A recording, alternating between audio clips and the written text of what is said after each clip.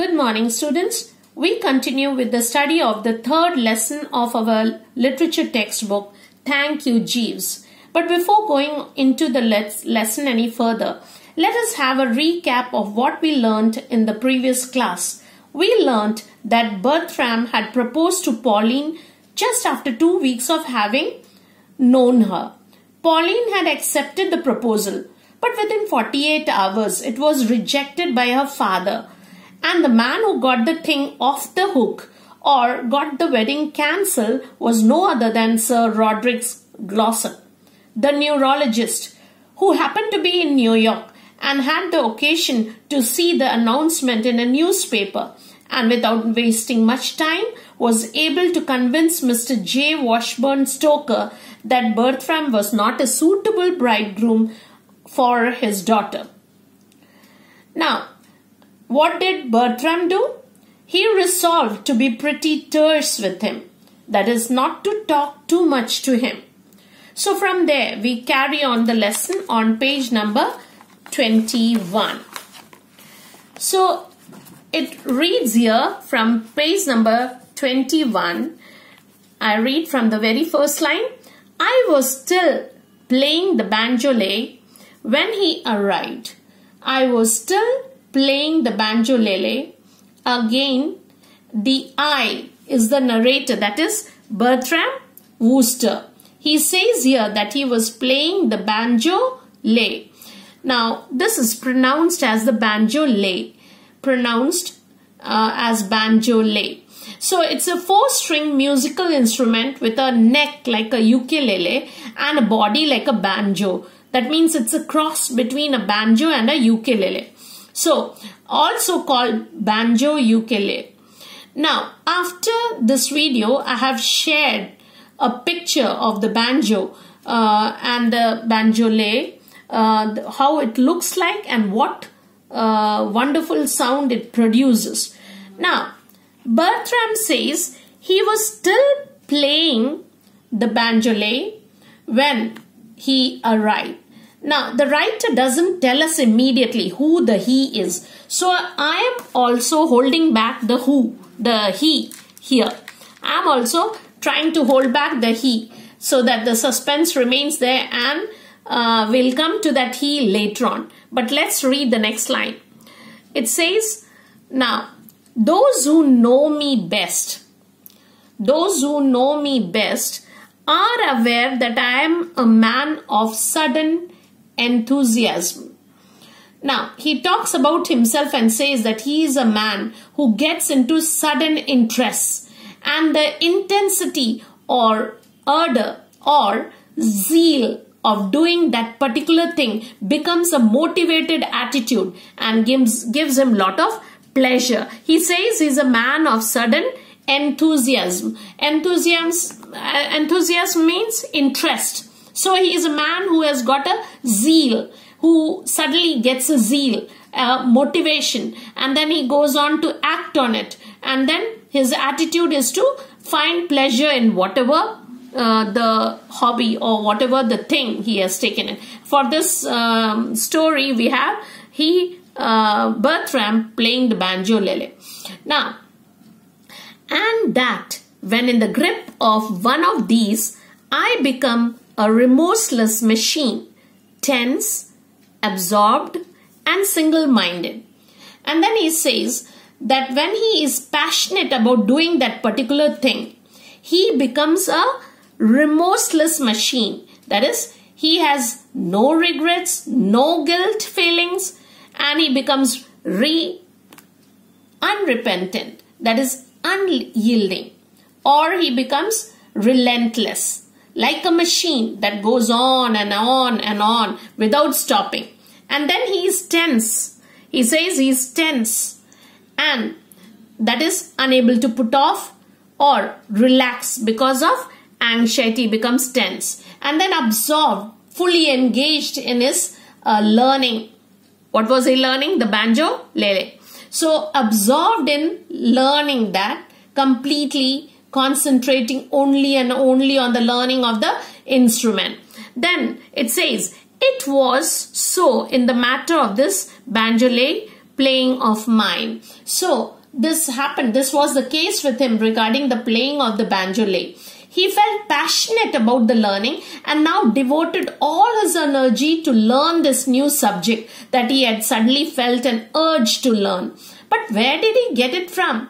Or from where did he have this kind of an urge to learn, or to where did it came from? So he tells us in the next line, in the next line he says, since the night at the Alhambra, when the supreme virtuosity of Ben Bloom and his 16 Baltimore buddies had fired me to take up the subject of the instrument, not a day had passed without its couple of hours assiduous practice. I get back to the same place where I started, and I'll explain this clearly to you. Since the night at the Alhambra. Now, Alhambra is actually a citadel or palace of the Moorish kings near Granada, Spain, and is the most important surviving remnant of the period of Islamic rule in Spain. Now, here he says, here in the palace, there might have been a concert, it seems. There might have been a concert where our protagonist, who is that? Bertram Wooster, our hero, Bertram Wooster, or Bertie. We'll call him Bertie now for convenience. Bertie might have been an audience too. He might have gone to this concert to watch it. And then it says here, when the supreme virtuosity of Ben Bloom and his 16 Baltimore buddies. Now, you see, I have underlined this part. Ben Bloom and his 16 Baltimore buddies. Who are they? They are a kind of band, or they may be a kind of entertainers. So, who have come to give live performances at the Alhambra. So, it says here, since the night at the Alhambra, when the supreme virtuosity, so virtuoso performance means a skillful or excellent or masterly skill, outstanding performance in playing the musical instrument or any kind of instrument. So here, there in the Alhambra sat our hero. Who's that? Bertram Wooster, watching the skillful performance of the virtuoso of classical music. Who are they? Ben Bloom. And he was accompanied by his 16 Baltimore buddies. So this could be some American vaudevillians.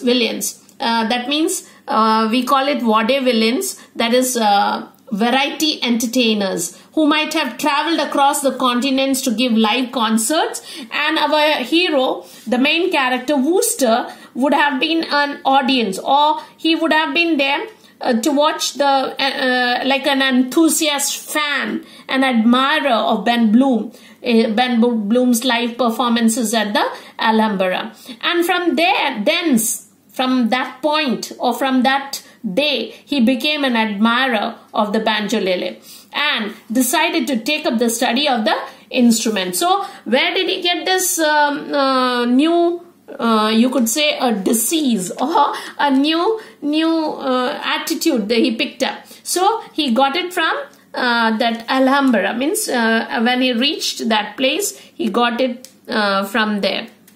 So all the Baltimore buddies, and they had fired me to take up the study of the instrument. They had motivated him to take up all the music, although expressive. Now these are musicians who are actually feckless, just uncivilized, meaning they use jazz. They were white men who had lost all sense of propriety and were returning like behavior wise to the jungle from where the music had come. So in those days, it was thought to be the music of the jungle, the jazz, and the banjo, more than the other instruments of the modern dance orchestra, that had half barbaric image. So that is how this comes into this picture of Mr. Bertram Wooster telling us about himself, that not a day passed. So he says here, not a single day passed when he was learning. That means he left the learning of this particular instrument. So he says here, and not a day had passed without its couple of hours assiduous practice. So not a day had passed with 2 or 3 hours assiduous practice. Now what is assiduous? Meaning great effort. So meticulous practice, laborious practice, hard working. So a couple of hard working hours every day upon the banjole. So you could understand, means he is a novice, an amateur learner, and you can understand the twanging he must be doing and creating havoc for his neighbors. And he says here, and I was twanging the strings like one inspired when the door opened, and Jeeves shoveled in the foul straight. So what happened? Shoveled into, now this is pronounced shoveled, in the foul straight waistcoat specialist to whom I have just been alluding. Now I'll come back to that place once again. And I was twanging the strings. So Bertram Wooster was twanging, stringing, or hitting at the strings like one inspired, so motivated, like as if he was motivated by some kind of great personality. Of course, who was a great personality that inspired him? Ben Bloom, isn't it? So when the door opened and Jeeves, who is Jeeves? His butler. So Jeeves shoveled in, once again, shoveled in the foul straight waistcoat specialist. Now he's calling, who is the man? Any guesses? Who's the man who's coming in? Who is going to show his face or going to appear before Wooster? Let us see. Any guesses in between? If you have guesses, you could guess. In the foul straight waistcoat specialist to whom I have just been alluding. So he brought in, who is this? The butler. Jeeves brought in, or you can say shovel. Now shoveled, or we say shovel, is an instrument with which you move earth, or what else? Coal. You move these things to bring in or to take it to some other place. So what did Jeeves do? He somewhat like pushed him or brought him in a pushing manner in front of our hero Wooster. Then it says the foul. Now foul has a bad meaning, isn't it? Foul smell, we say. That is an offensive smell or offensive to the senses. But here it means wicked or immoral. Now, who's this wicked character? We had already talked about somebody who bunged something into the machinery. Who was that? I think your guesses are right. It's Sir. Who's that? Okay, let's come back. So, the wicked or immoral man in a straight waistcoat. So, he was wearing a straight waistcoat whom he had been alluding. Who he had been alluding, meaning whom he had been indirectly talking about, hinting by never mentioning his name, but hinting or indirect reference to. So, who is this man? I think you have guessed right. He is our Dr. Roderick Glossop, isn't it? So, in the interval, now let's go on. So what does this, but before we go on to the next paragraph, let's understand what this first paragraph meant. So what does the whole paragraph mean? After his breakup with Pauline, he chose to play banjo with serious intent and pursued the learning of this new hobby every day for a couple of hours. He was inspired by the firebrand performer Ben Bloom and his team of 16 Baltimore buddies. He called them 16 Baltimore buddies. And as it happens, he being an amateur artist goes twanging the strings when his butler Jeeves brings in a visitor before him. The foul, wicked, straight waistcoat specialist whom he did not want to talk to. Now, that is Dr. Glossop or Sir Roderick Glossop. So, during the, and it says in the next sentence, in the interval which had elapsed since I had first been apprised of the man's desire to have speech with me. So during the interval, what interval? The interval when Jeeves had already apprised him, had already told him about the man who's coming in, or the visitor who has come to see him.